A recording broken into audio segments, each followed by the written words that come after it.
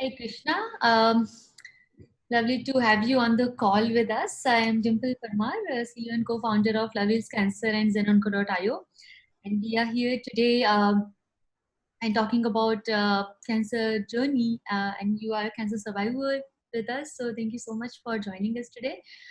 We started Cancer Healing Journey series because when we shared a few cancer survivor stories, or maybe people who have gone through this journey, we realized that many people could connect with this, and they asked for more and more stories. They asked for more and more journeys because it really inspired them. I have gone through the journey of caregiver myself. Just to introduce, I lost my husband to cancer 2 years back, and that's how I got to know about cancer first time. That what is cancer and what it can do. We did not know about many things at that time. I tried to look for many survivors, many, not just survivors, but also caregivers who have gone through the journey, but could not find many. And time was running, we were running out of time. And by the time I got to know about things which I should do, should not do, it was too late. After he passed away, I started Lovel's Cancer. And today, me and my partner Kishan, we both are running Lovel's Cancer in Zenonco.io, two organizations together. So this conversation is as a part of Cancer Healing Journey, where we invite people who have gone through the journey to share their experiences, to share their learnings, which inspires and motivates and is a learning opportunity for many other people who are newly diagnosed and they're lost in this world of cancer. Like, what can we do and how to do? So that's my introduction. I would request you to introduce yourself, when you were diagnosed, how you took the initial diagnosis phase, what all things helped you, and please. Sure. So my name is Krishna Mistry and I am an early childhood educator. So I've been working in the preschool section for now 3 years. I met with cancer when I was just 12 years old. So that's how my journey with cancer began. So it was like just a small headache it gave me when I had got the tumor. So it was Ewing Sarcoma tumor that I had got, and it was in on my head.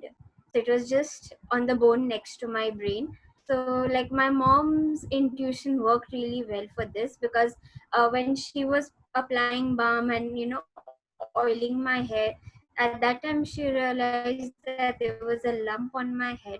And even like the doctors and everybody was surprised how she could identify such a small lump just by touching and feeling it. So Wow.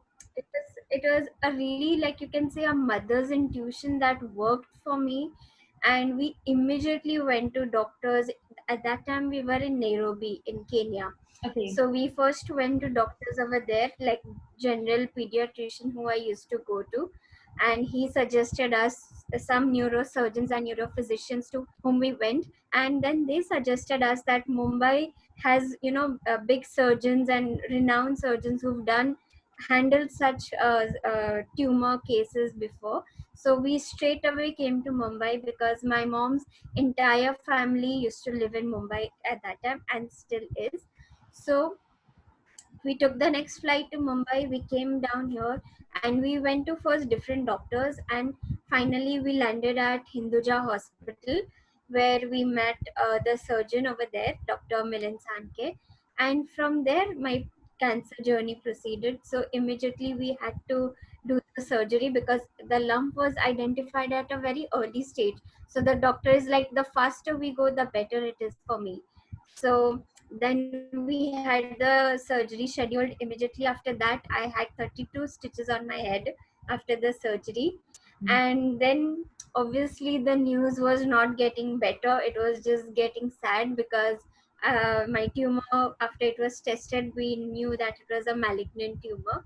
So then I underwent chemotherapy, radiotherapy, everything. So I took a total of 9 chemo cycles and 1 cycle of radiation at that time.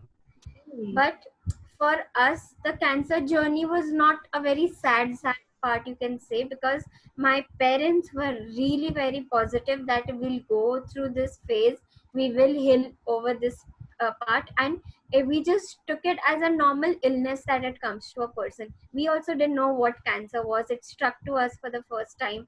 But then my dad started, putting all his efforts, and he's like, we just need to do what the doctors say. So my mom used to take care of me, like in and out, everything. Whatever the doctor had told, we used to take care of that. And at that time, we used to stay with my mama, who was in Mumbai. So at home, nobody made me feel that I was so severely ill. I had something like cancer. I didn't even know that I had cancer. I just knew that I had a lump which was removed, and now I'm undergoing treatment which is called chemotherapy. So because a 12-year-old wouldn't know why a chemotherapy is given, only an adult who knows would know if for cancer chemotherapy is given. So I just knew all of these things at that time. My mom would keep me away from doctors. So my mom said that after each chemo, after each routine checkup, my mom would always ask me to wait outside, and she would talk to the doctor about all the symptoms and everything. So I never heard the doctor's language. So I was always positive about my stuff. I was always like, it's okay, it's just something normal. The lump is giving me a headache. So after that, I created a story of my own, which I call it a clingy friend, because it is something that stays with you lifetime. It's not that it goes away so fast. You can't forget it so fast. So the chemo, the whole process of cancer journey was very smooth, because everyone was really positive at my place. So it took 1 year for my treatment to get over. And at that time, the doctors used to call me a miracle baby, Okay. because because first of all, the lump was really very small for a normal person to identify it, and my mom did that. Secondly, after 1 year, so in 2003 my treatment got over, and I was asked to come for a routine checkup in 2004, since we had to go back to Nairobi at that time. So in 2004, when I came back, I had ruled out all the possibilities the doctor said would happen to me after the treatment. So one was academic. The doctor said that I might not excel well in academics, which I overcame, and I actually crossed the bars of what I normally used to be in school. Secondly, the hair. The doctor said that probably on the right side of the hair where the surgery was done, I might not get, but luckily I got it everywhere. I got proper hair because my mom did all the oiling and massaging after we went back.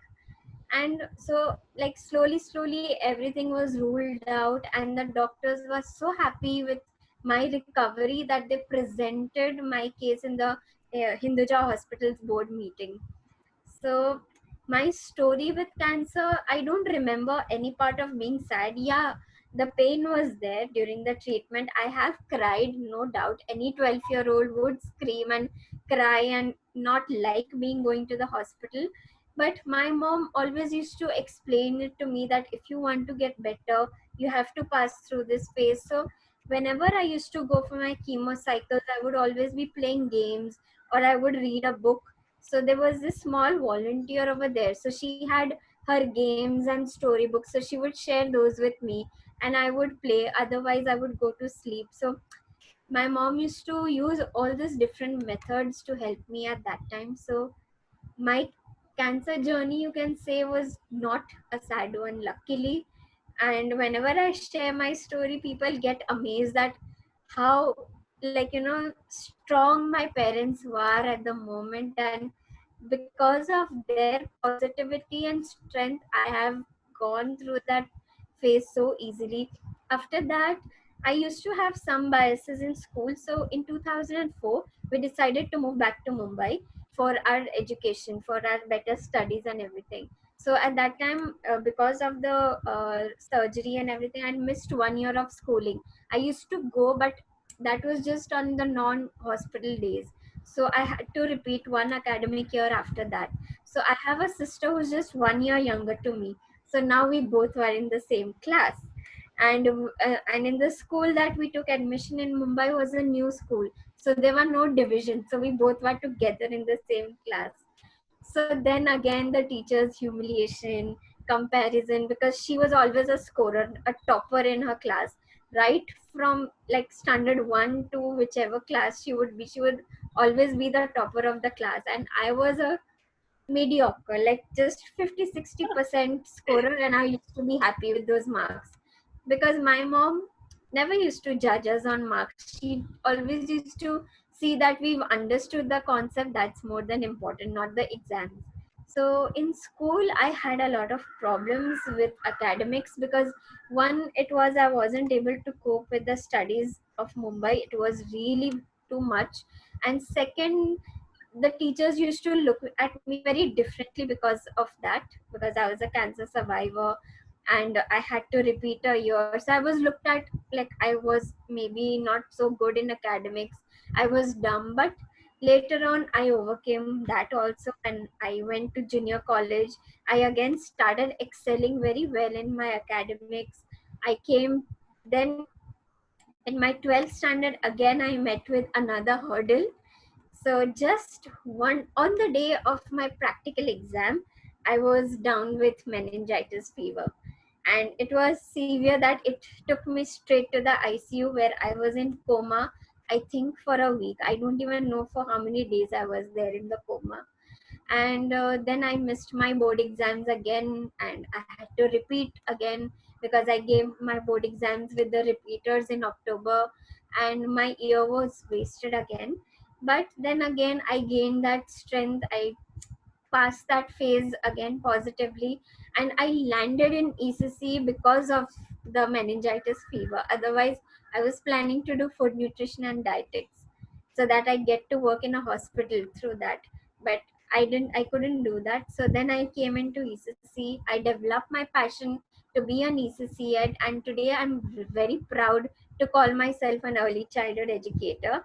And that's how my journey is. But one part that I've still not come across, one bias that still I face is for marriage. So when I was 25 years, my parents started looking for different prospects, and they would all, not all, but out of all that I met, many of them rejected me because I was a cancer survivor, and they still were biased.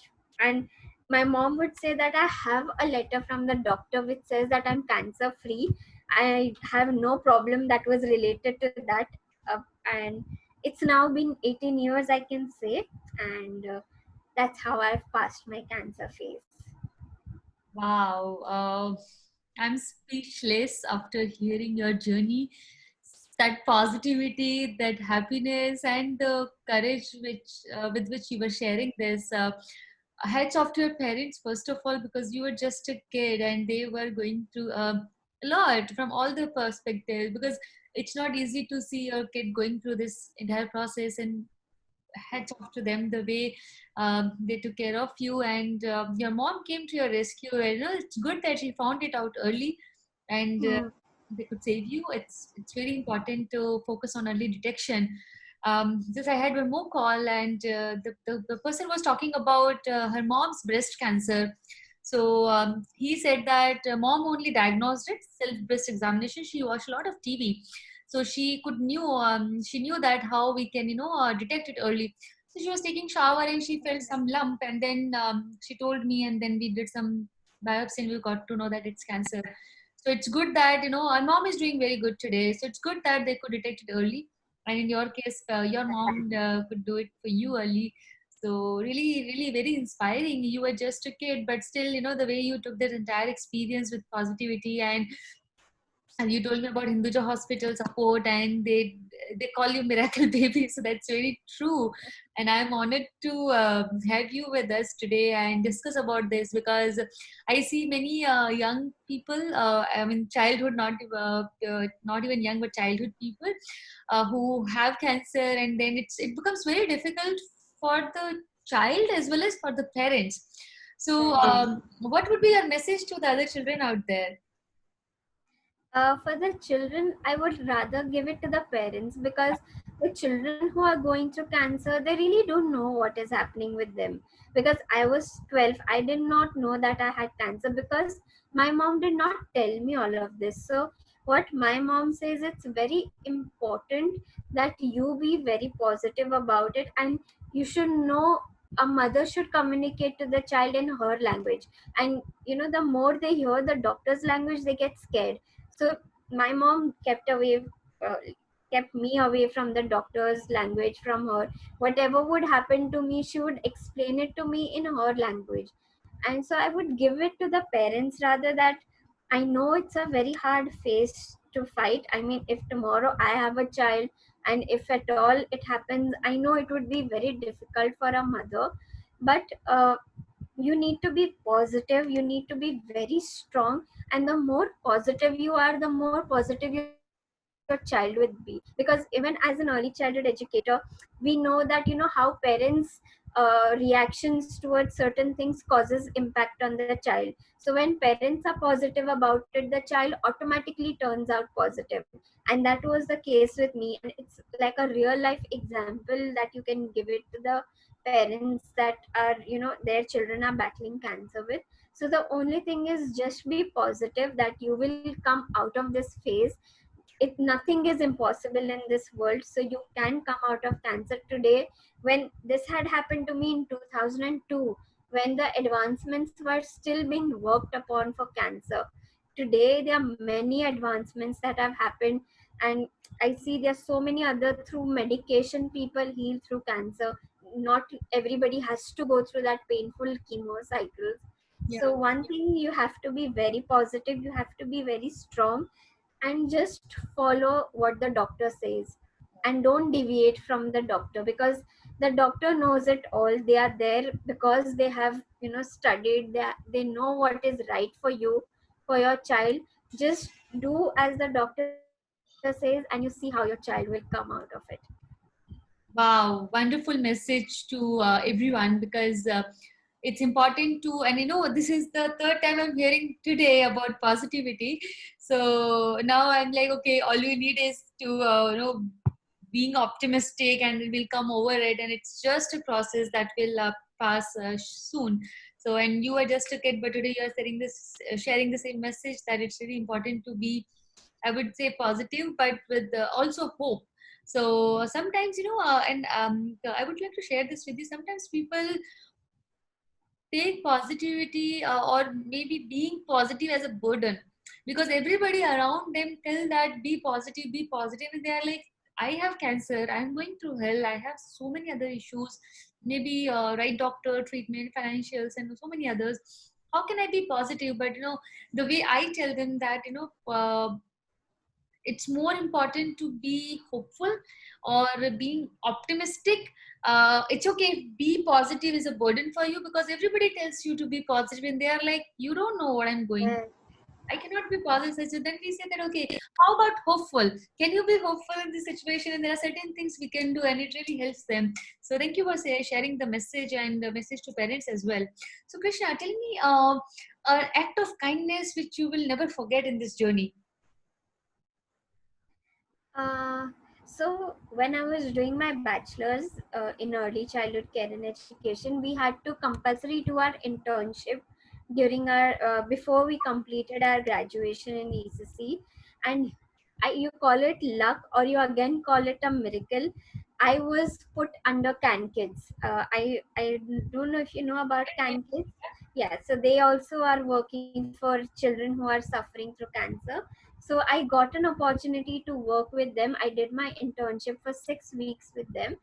And first 2 weeks we were in the Can Shala, where the children who would not have their chemo cycle scheduled would come to the Can Shala for their education. But on the third week, it was, you can say, not even planned. It suddenly happened that we had to go to Tata Hospital, Wadia Hospital, and go for the Chatai Shala that was set up over there.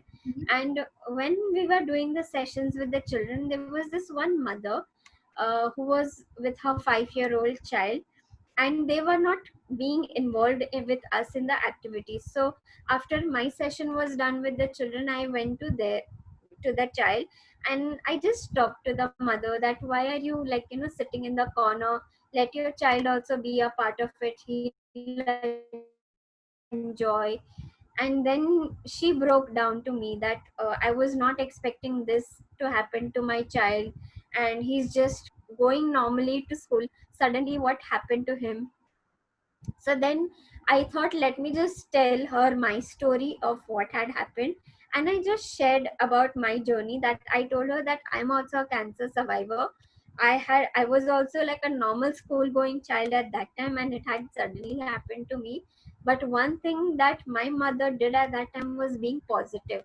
And I told her that my mom, even when we would go to the hospital, she would wear her makeup the way she would go to work. She would dress up herself properly, she would dress me up properly, though after going to the hospital I had to change my clothes and wear the hospital clothes, but still that kept her positive. I'm like, you need to do that. I told her, the more happy and positive you will be about your child's cancer, the more beneficial will be for that child.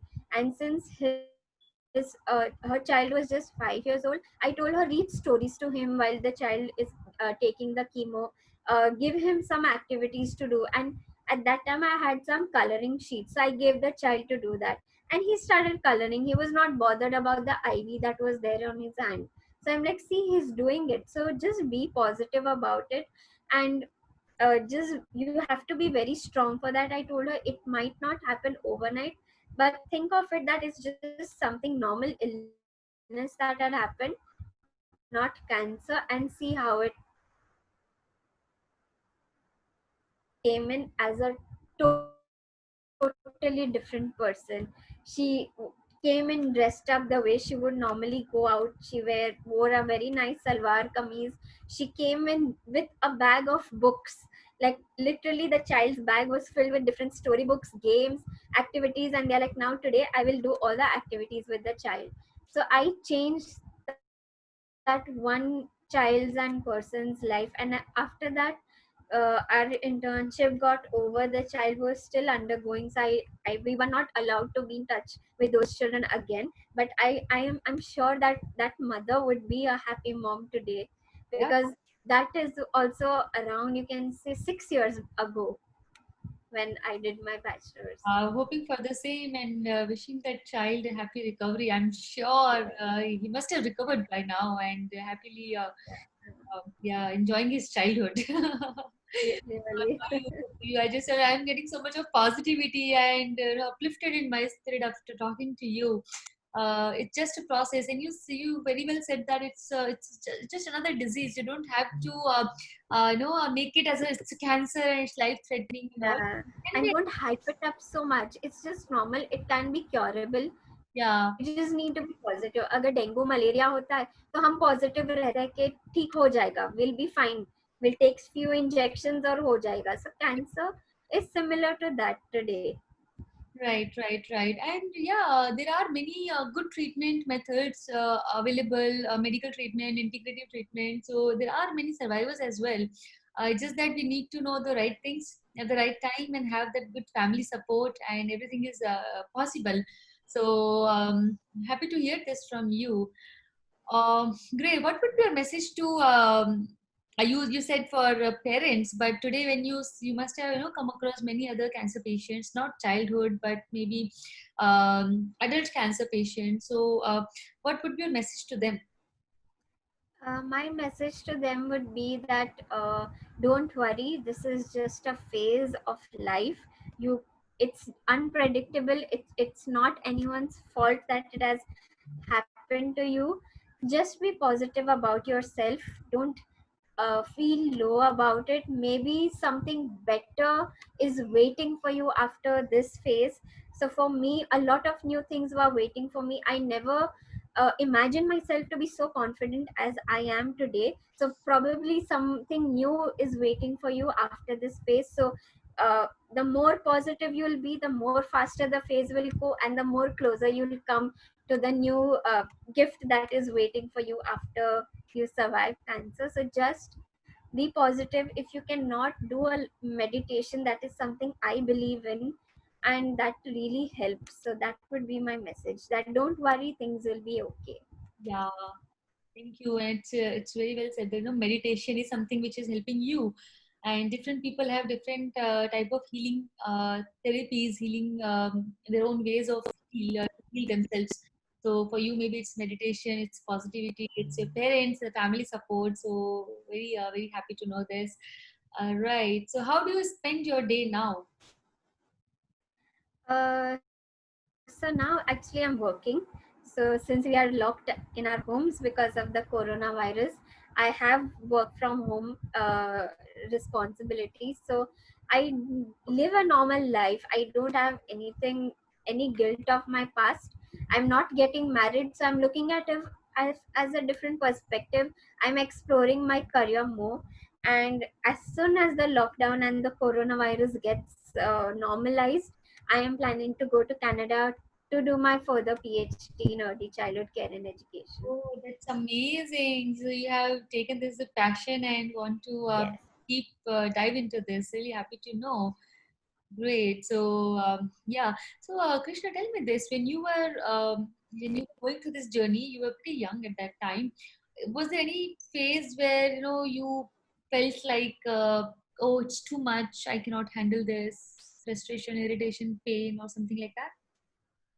Uh, Not really, because the I think I used to go to school at that time. So I used to be occupied with so many other things to be done, because schools over here don't leave you free at home. Like that's what I learned at that year when I was in India. We had a lot of assignments, projects, and everything to do. And since I would miss my school during chemo, so the other days when I had to go to school, I had a lot of backlog of work. So Oh, I would be busy completing all of that, because for them, I was not like कि बहुत बीमार बच्चा हमारे class में बैठा है, because my mom told all the teachers over there, treat her like a normal student. The days she misses her school, she will complete all the work at that time. But unfortunately at that time I missed all the exams in between mm-hmm. exams, so that's the reason why I had to repeat a year, Got it. because I had no proof that I have completed the whole standard, because you need a percentage or a mark sheet to show that you completed the studies. So Right. during that time I didn't feel, but I was feeling a little sad about losing my hair. And there was an incident that had happened in the school where I was teased by some boys for not being without hair. They got to know that I don't have hair, but I think I took it very positively. I was just a 12-year-old child, so I also, I think, abused them back. I'm like, you don't need to interfere in my life. You are just you I don't even know you, so better don't bother me, or you'll have to have a hard time with my father. And that's how I would scare other people in school. Wow. So Old Bindas kid up to school. I used, like, people used to call me a Hitler in school before that also, and all the boys used to be scared of me at that time. So I Okay. always had this strong personality from before, Yeah. Okay. No and I knew wonder. how to defend myself. So no bully would, stand in front of me at that time. That's amazing. Yeah. That must have helped you in navigating through this journey when you were diagnosed. Yes. Yeah. Great. With any message, any message you want to tell people as we are at the end of closing the conversation? Only, see, I feel, even I have said this when I was at the Talk Your Heart Out with onco.com, that there are a lot of biases that are attached to the people who are survivors. I have faced them once in school, and second during when I met people for marriage prospects at that time. And I feel that certain people look at you with great positivity. When at my workplace I'm so respected and they tell me that you're a warrior, you're such a strong person. But then the same people tend to reject those who are survivors if they had to get married to them. So my only message would be that survivors can be normal human beings after they have passed through cancer. So please be with them normally, accept them the way they are, and just, I mean, accept it as like Yeah. normal. It's nothing big. There's nothing big to cancer, I would say. And it also matters how you deal with it. Yeah, definitely. Very important message that it's not something abnormal. It's as normal as the other. Normal as, yeah. Yeah, very, very important. In fact, when people hear the word cancer, they say, "Oh," so that Yeah. "oh" is why this is "oh." That it pinches you so hard that, okay, why? What is so different about me? Right. So, and in my experience as a caregiver or now as a cancer counselor, what I see is, cancer patients or the caregivers, they are the most courageous people. They don't want that, oh, they don't want any sympathy. Any sympathy, Yeah, our parents are giving us which we wanted. All we need is just empathy from people. true. Very true. Yeah. And I think, when people think that patients or caregivers, they are the people to to show pity on like that, I feel like we are the one who are taking care of so many things together, right? Whether Yeah, it's work or personal life or doctor appointments, so many home errands we are running, so we don't need sympathy, rather we can right. teach you the most valuable life lessons about this life and this journey. So I can see the same coming from you, so thank you so much, Krishna ji, for joining us. Pleasure to have you here, and would invite you to the healing circles we do every Sunday, where we invite. Okay, It's a safe space we create for cancer patients, caregivers, survivors, healers, doctors. So people who have gone through the journey, they understand each other. They all come together, and we have an interactive conversation around. The theme could be anything. Sometimes it's around survivorship. Sometimes it's around happiness. Sometimes it's about not giving up, or it's about caregiving. Like this Sunday, we are having a retired Major General CP Singh, who has survived cancer 3 times. So oh wow. he has fought at the war to save country, and he has fought himself to save from cancer. Amazing inspiration. Today he's working with so many youngsters and motivating them, and also spreading awareness around this disease. So we are having him as a speaker this Sunday. I will share the invitation with you as well. So we thought, why not create a community, because you are lucky that you had a very good family support, your parents, and you were young at that time. But when people, they are no more young, they are adults, and they know a lot more things what they Right, are going through. right, It's, I think, sometimes, kids, because in kids, survival chances are also high because they don't even know what's going on, and they recover.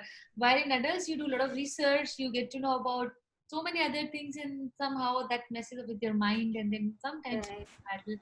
So yeah, so that's the healing circle purpose, is to create that safe space. Now we are doing it virtual because of corona, so that we all can share learning experiences. And trust me, this is the only a most important thing which those people want who are going through the journey, that how can we learn from each other's experiences, then repeating the same mistake, or before it gets too late for us.